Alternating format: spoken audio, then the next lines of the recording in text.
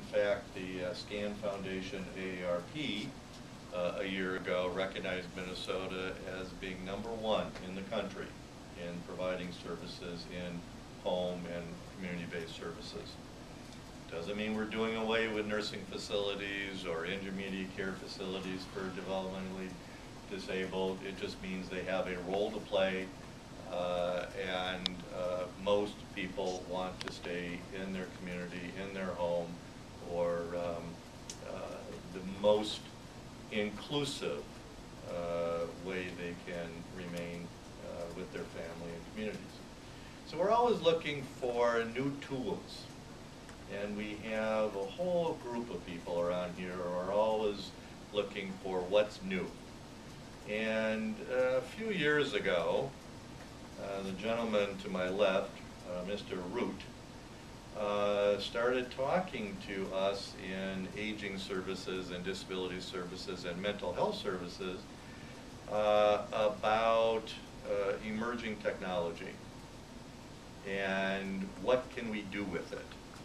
I call him Mr. Disruptor because he likes technology that's going to disrupt going to challenge us in how do we deliver services. So I became a sponsor of telepresence, not even knowing exactly what it was because it was emerging.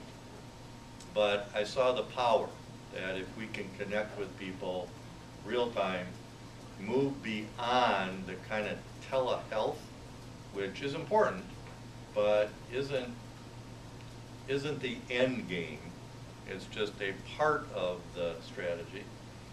If we can really connect people via technology and use it to maximize our workforce, use it to maximize individuals' comfort in their own homes, that they can live independently but still have more than a button to push, more than a lifeline, we could see some really powerful applications. And he's been testing with us different strategies to use telepresence and other technologies to in fact do so. We've had some successes. We've certainly had a lot of learning. We've had some, this ain't quite working yet in terms of helping particularly older people adapt to technology. But we've learned because we're trying new things. And we'll continue to do so. The relevance to you all is broadband, wireless, all the infrastructure is critical to us achieving those goals, helping people throughout Minnesota, because, and you're responsible, but I'm really responsible to make sure that not only people in St. Paul who are older or have a disability are receiving services, but people in Kitson County who want to receive services in their home. And trying to figure out how to deliver services in a safe and effective well, safe and effective manner is our challenge. So broadband wireless is really relevant. It's essential that we continue to search for the strategies to make sure that it's available throughout Minnesota, so that we can deploy these kinds of strategies for all of the people that we care about. And you know, I don't have to tell you, because you can read it just about every day in the newspaper, the population who are needing services are growing. Older Minnesotans, clearly the age wave is upon us. Most, if not all of you, have either dealt with it in your own family or will be dealing with it. And the number of people with disabilities is growing. And so we've got that challenge also. I'll give you another real practical reason why what you're doing is so important. We're developing a comprehensive assessment tool. We call it MIN Choices. We've got more assessment tools for our programs than we care to admit to, because they all kind of were developed at different stages, going back 20, 30, 40 years. So we've had an initiative now for the last couple of years to develop a web-based single tool, a comprehensive assessment tool that would apply for children, teenagers, young adults, people with disabilities, older people, that the assessors would use one tool and it would take them through this web-based tool, asking what their needs are, what their life goals are, what their informal supports are, so we get a complete picture.